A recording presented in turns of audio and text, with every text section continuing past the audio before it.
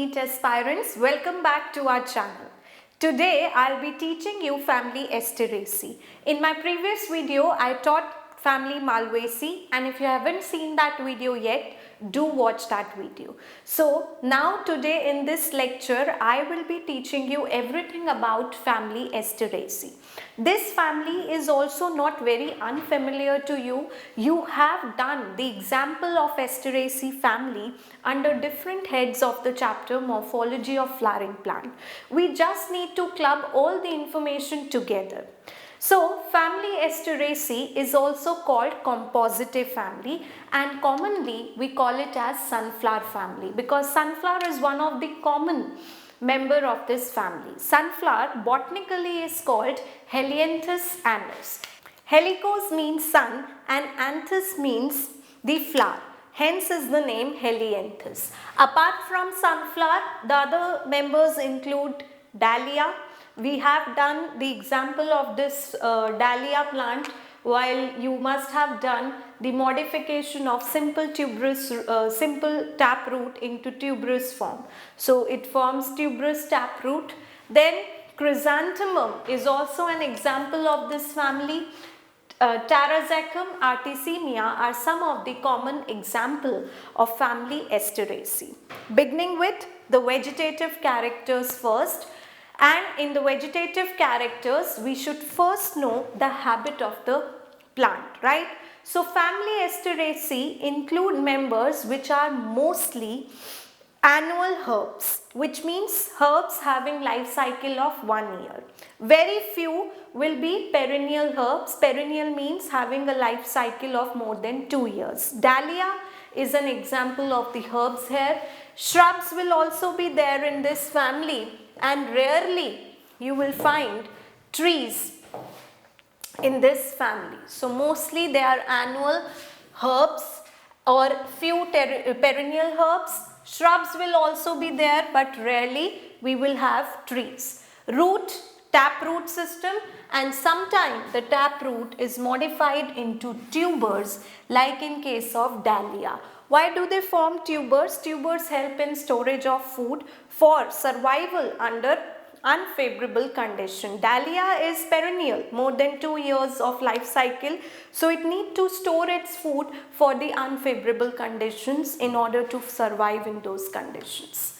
Stem can be erect, straight, or it can be prostrate, herbaceous, greeny, or it can be woody. It will have hair pubescent. Sometimes with latex, stem tubers are also present. So in case of Helianthus, tubers are formed, stem also form tubers. Leaves mostly will have alternate arrangement, which means each node having a single leaf. But in some cases, you may find opposite or whorl arrangement. Leaves may be petiolate with a stalk, or they may be sessile. Stipule absent, hence exstipulate.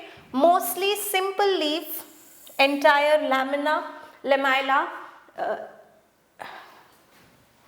Mostly simple leaves, which means entire lamina, unicostate or multicostate venation. So if you see, the leaves are alternately present. This is one node with a single leaf. Then this is another node. So mostly it's an alternate arrangement. Unicostate venation, single prominent midrib, and then there we have the lateral veins arising. Multicostate venation means more than one prominent midrib will be there. Coming to the reproductive character, first we will know the inflorescence. Reproductive phase is marked by the formation of a flower, and inflorescence, the arrangement of flower on the floral axis here, is called head or capitulum. So it's a special type of racemose inflorescence which is named as head or capitulum. In this type of inflorescence, the main axis becomes flat and forms a receptacle. On the receptacle, small sized numerous flowers are formed, which are known as florets.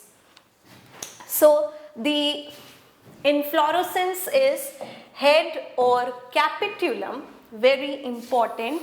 and it is a type of racemose inflorescence. Type of raceme consisting of few or large number of flowers or florets closely arranged on an axis surrounded by involucre of bract. Very important. So they are arranged very close to each other on the floral axis, and all these flowers are surrounded by an envelope or involucre of bract.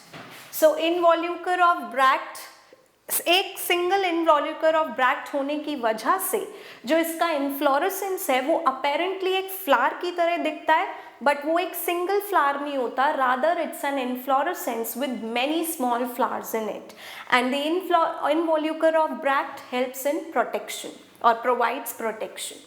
The whole head or capitulum is apparently similar to a single flower because the involucre of bract perform the function of the protection.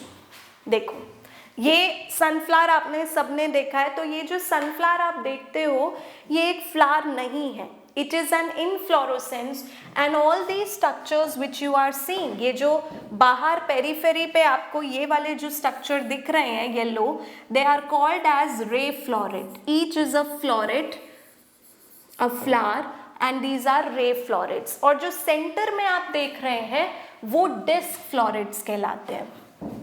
ये जो centre वाला reason है ये पूरा disc floret है, ठीक है. और अगर आप इसको पीछे साइड से देखेंगे तो वहां पर आपको एक ये इनवॉल्यूकर दिखेगा ब्रैक्ट्स का. So this is involucre of bracts, envelope of bract which is protecting the whole inflorescence. और इस इनवॉल्यूकर ऑफ ब्रैक्ट की वजह से ऐसा लगता है कि ये पूरा एक ही फ्लावर है, बट ये एक इनफ्लोरेसेंस है. फ्लावर्स जो हैं दे आर ब्रैक्टिएट. हर एक फ्लावर का, चाहे वो रे फ्लोरेट है, डिस्क फ्लोरेट है, अपना एक ब्रैक्ट होगा. फ्लावर्स सेसाइल होंगे with no pedicel. They can be complete or incomplete, means having all the four whorls or any of the whorl missing in case of incomplete flower. They can be hermaphrodite or unisexual, but they are pentamerous, यानी whorls जो हैं वो 5 या 5 के multiples में है. Flowers tubular हो सकते हैं.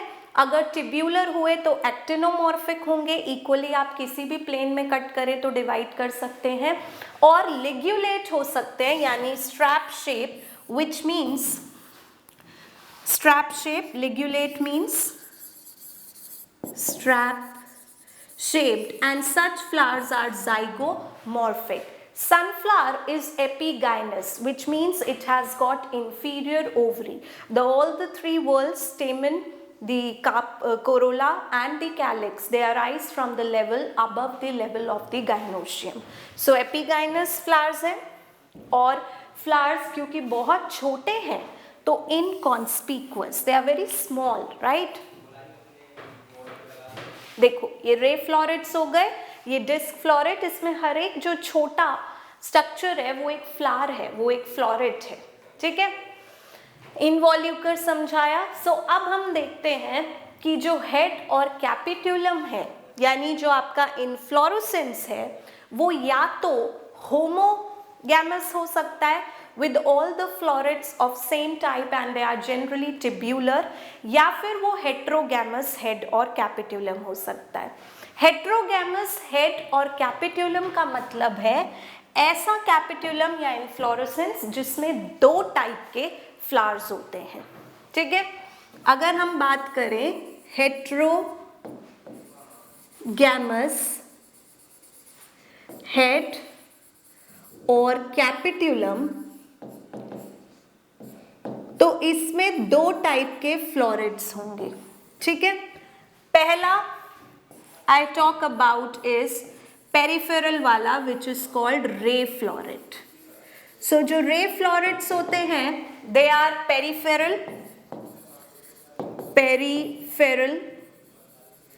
दे आर लिग्यूलेट यानी स्ट्रैप शेप्ड है. स्ट्रैप शेप का मतलब क्या होता है कि they are moderately long, narrow and has got parallel margins. They are either pistillate having only gynoecium or they are neuter. ठीक है, ये जो होते हैं variously colored होते हैं in order to attract the pollinators. So even if they do not have sex organ, because they are variously colored, they will help in attraction of the pollinators.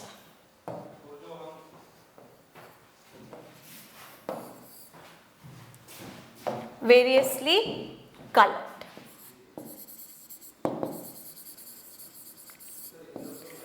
और जो सेकेंड टाइप के हैं वो है disc floret. So B is disc floret. Disc floret जो होते हैं वो सेंटर में प्रेजेंट होते हैं. So they are central, they are tubular, tube like, then they are bisexual. इसमें दोनों गाइनोशियम और एंड्रोशियम प्रेजेंट होते हैं. ठीक है, बाइसेक्सुअल है. और देखो, तो इस केस में हेड में जो आपको बाहर येलो कलर के दिस लिग्युलेट टाइप के जो फ्लावर दिख रहे हैं, ये रे फ्लोरेट है. ईच इज अ रे फ्लोरेट, जिसको यहाँ पर मैंने जूम इन करके दिखाया है, सेसाइल है. तो ये वाला जो येलो पार्ट है इसमें, this is representing the corolla. यहाँ पर आपके पास कैलिक्स होगा जो पैपस होगा. I tell you what does it mean. और जो सेंटर में आपको ये दिख रहे हैं बहुत सारे छोटे छोटे, इन्हें हम डिस्क फ्लोरेट्स कहेंगे, जो मैंने वहाँ दिखाया, विच इज बाइसेक्सुअल. देखो, अगर आप इसका ट्रांसवर्स सेक्शन काटो तो ये बाहर वाले रे फ्लोरेट हो गए और अंदर वाले जो हैं वो सेंटर में डिस्क फ्लोरेट है. ये इसका एक डायग्रामेटिक व्यू है. बाहर these all are ray florets और ये अंदर जो आपको दिख रहा है ये आपके डिस्क फ्लोरेट है, जो कि ये रिसेप्टिकल पे प्रेजेंट है. ये आपके ब्रैक्ट्स हो गए फॉर्मिंग एन इनवॉल्यूकर. ठीक है. सो सबसे पहले हम बात करते हैं रे फ्लोरेट की. As I told, ray florets peripheral होंगे, लिग्युलेट होंगे and they will be zygomorphic, which means आप रे फ्लोरेट्स को दो इक्वल हाफ्स में कट कर सकते हैं by a plane that passes by passing it through a single plane only. तो इसको हम एक ही प्लेन से पास करके दो इक्वल हाफ्स में कट कर सकते हैं. ठीक है. Then they are either pistillate और न्यूटर.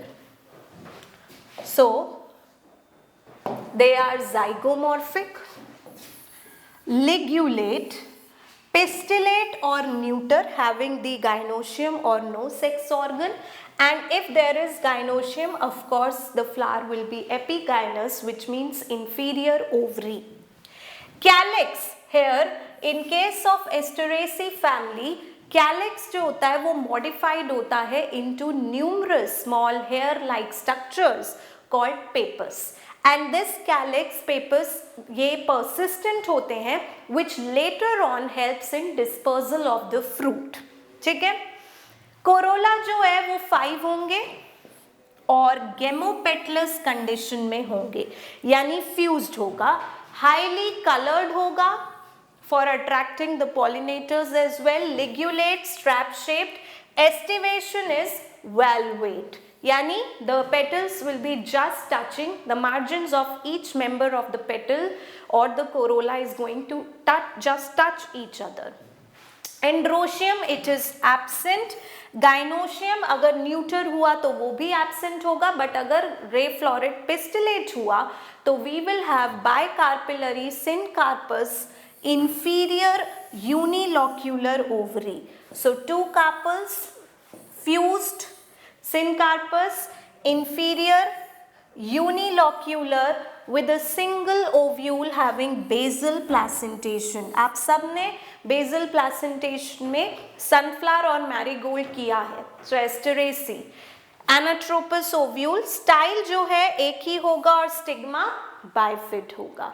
अब इसका क्या मतलब है, देखो ये बाहर वाले जो येलो पार्ट है, दिस इज रे फ्लोरेट. है ना।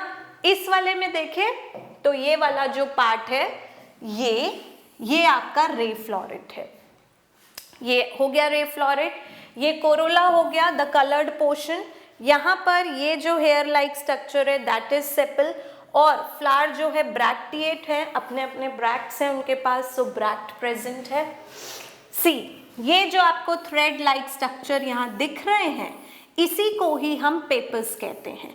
तो कैलेक्स मॉडिफाइड होता है into hair like structure in case of Asteraceae family which is called pappus, जो परसिस्टेंट रहता है और बाद में it helps in the dispersal of the fruit.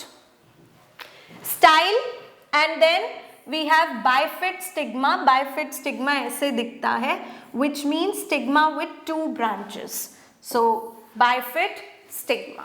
ठीक है, आया inferior ovary होगी, आया। तो अब हम बात करते हैं फ्रूट की। अगर रे फ्लोरेट न्यूटर हुआ there will be no fruit, but अगर रे फ्लोरेट पिस्टिलेट हुआ तो फ्रूट का फॉर्मेशन होगा, और यहाँ पर फ्रूट को बोलते हैं cypsela, the fruit which is formed from inferior ovary with a single seed in it, so उसको किप्सेला बोलते हैं। सीड्स क्योंकि एक नॉन डाइकोटिलिडनस फैमिली और ज़्यादातर डाइकॉट्स नॉन एंडोस्पर्मिक ही होते हैं, so we have non endospermic seeds. ठीक है, फ्लोरल फॉर्मूला लिखते हैं अब हम। तो सबसे पहले ब्रैक्टिएट थे, सो बी आर, फिर ये लिग्यूलेट जाइगोमॉर्फिक होते हैं, तो जाइगोमॉर्फिक, या तो ये न्यूटर होते हैं या फिर ये पिस्टिलेट होते हैं। तो अगर न्यूटर है तो आप सेक्स ऑर्गन यहाँ पे रिप्रेजेंट ही नहीं करोगे, और अगर ये पिस्टिलेट है तो हम फीमेल वाला बना देंगे।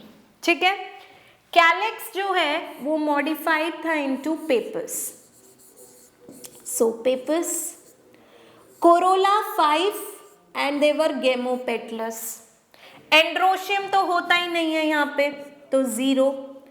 गाइनोशियम की बात करें तो या तो होगा नहीं, और अगर हुआ तो बाइकार्पिलरी यानी 2 और सिनकार्पस, सो फ्यूज्ड है, इंफीरियर ओवरी है, सो इंफीरियर का साइन लग गया, इंफीरियर ओवरी।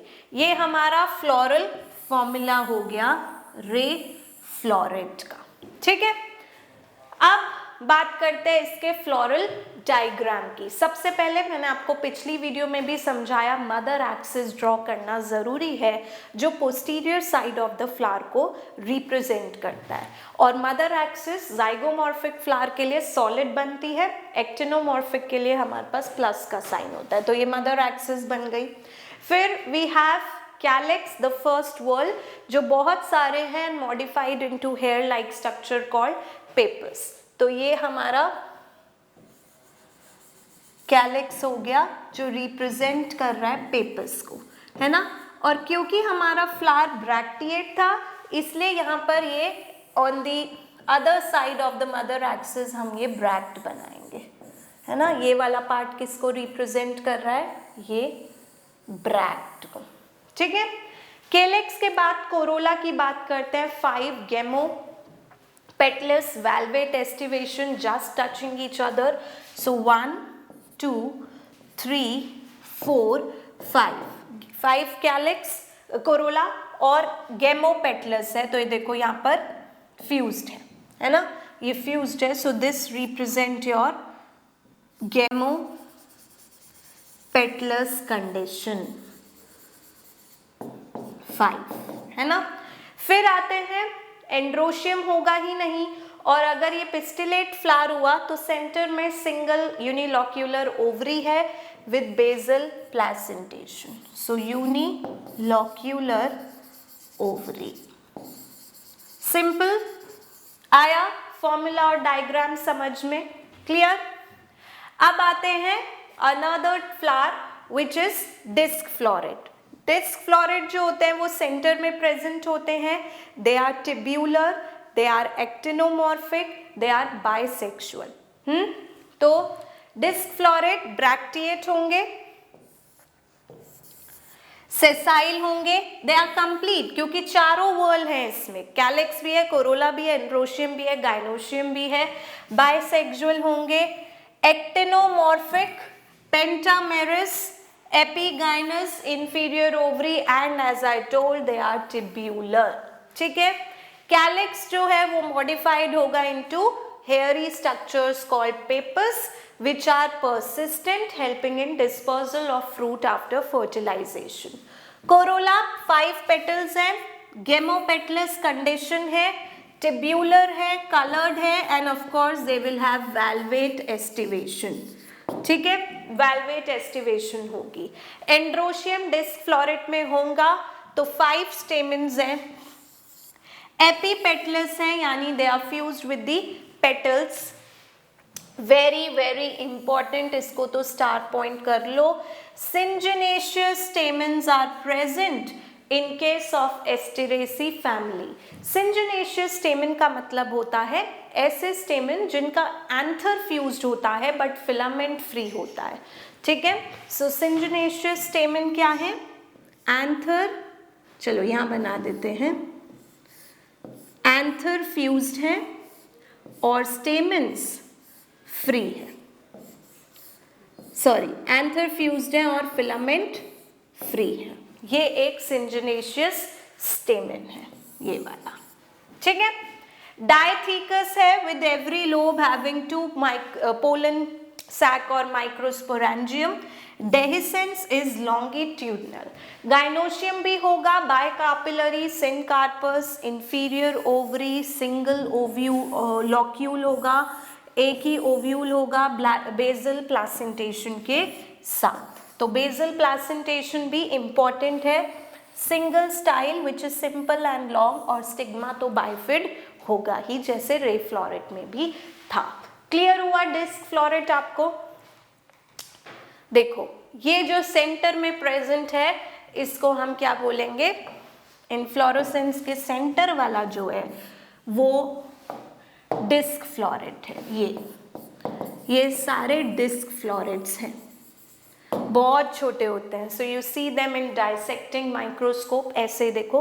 और ये आपके सिंजिनेशियस स्टेमन भी दिख रहे हैं, एंथर फ्यूज्ड हैं सारे और फिलामेंट नीचे फ्री होंगे. ठीक है, सेंटर वाले. यहाँ पर अगर हम देखें तो ये वाला जो है वो आपका डिस्क फ्लोरेट है. ये पेपर्स हो गया, ये आपका डिस्क फ्लोरेट का कैलिक्स स्टाइल की ब्रांच. देखो दिस इज डिस्क फ्लोरेट. ये बाइफिड स्टिग्मा यहाँ पे दिख भी रहा है, बाइफिड स्टिग्मा. ठीक है, ये देखिए यहाँ पर और अच्छे से दिखाया है मैंने. ये आपके शायद आपको नहीं दिख रहा होगा, बहुत ट्रांसपेरेंट है. ये थ्रेड लाइक स्ट्रक्चर्स हैं जिसको हम पेपर्स बोल रहे हैं. ये आपका कोरोला पार्ट हो गया विच इज़ कलर्ड, है ना. यहाँ पर ये एंथर सिंजिनेशियस होंगे. एंथर जो है स्टेमन सिंजिनेशियस है, एंथर फ्यूज्ड, फिलामेंट्स फ्री. देखो यहाँ पे. ठीक है, same thing shown again in good detail. यहाँ पे ये देखिए दिख रहे हैं पेपर्स, ये कोरोला, ये यहाँ पर बाइफिड स्टिग्मा ऐसे. ये वाला रीजन इज योर स्टेमन. ये देखो ये रहा स्टेमन, आपके एंथर फ्यूज्ड है. ये देखो कितना क्लियरली दिख रहा है, एंथर जो है वो फ्यूज्ड है और फिलामेंट यहाँ फ्री है, ऐसे दिखेगा. ठीक है, इस कंडीशन को सिंजिनेशियस बोलते हैं, सिंजिनेशियस स्टेमन. फ्रूट किप्सेला होगा, नॉन एंडोस्पर्मिक सीड होगी. तो चलो इसका floral formula I know you can write on your own now, है ना, बहुत इजी है. सबसे पहले ब्रैक्टिएट थे तो बी आर. एक्टिनोमॉर्फिक हैं, ये लो एक्टिनोमॉर्फिक. बाइसेक्सुअल हैं, bisexual. Then your calyx is modified into papers.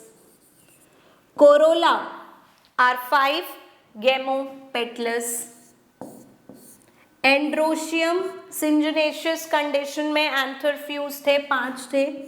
So ये और ये दोनों आपस में epipetalous हैं ऐसे. ठीक है, एपिपेटलस कंडीशन होगी। गाइनोशियम सिनकार्पस, बाइकार्पिलरी सिनकार्पस है, so 2 syncarpous and inferior ovary. Clear हुआ फ्लोरल फॉर्मूला?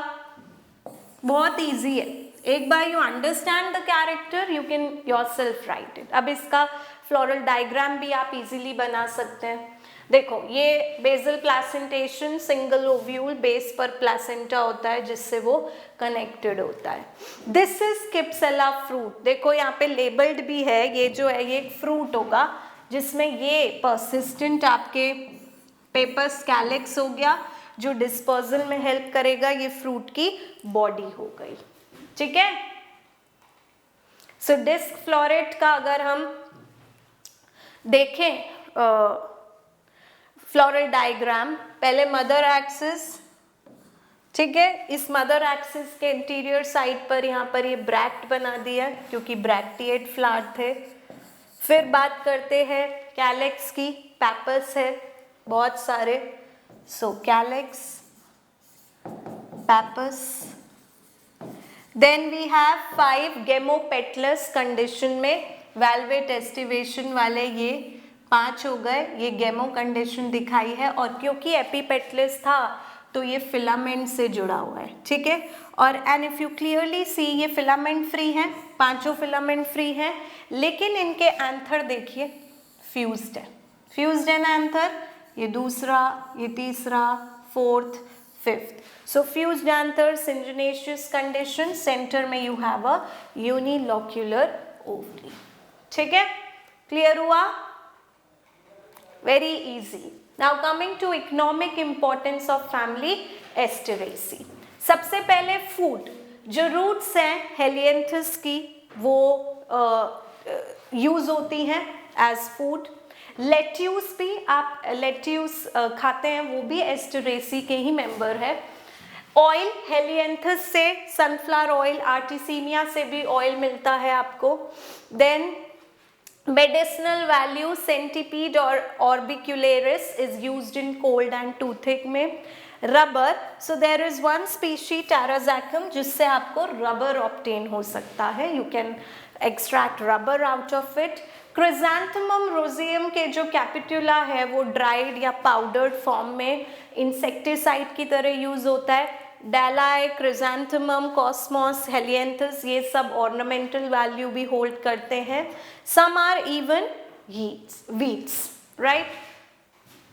सो ये कुछ कॉमन एग्जाम्पल है जो मैंने आपको स्टार्टिंग में भी बताया था, हेलियंथस, डालिया, क्रिजेंथेमम, टाराज़ेकम, आर्टिसीमिया, so some of the common examples. So with this we are done with family Asteraceae also. Easy laga? I hope you have understood well. If you really like this video, do like, share and subscribe to our channel. Stay tuned for more interesting videos that will be up in few days. Till then, keep studying. Goodbye. Stay happy.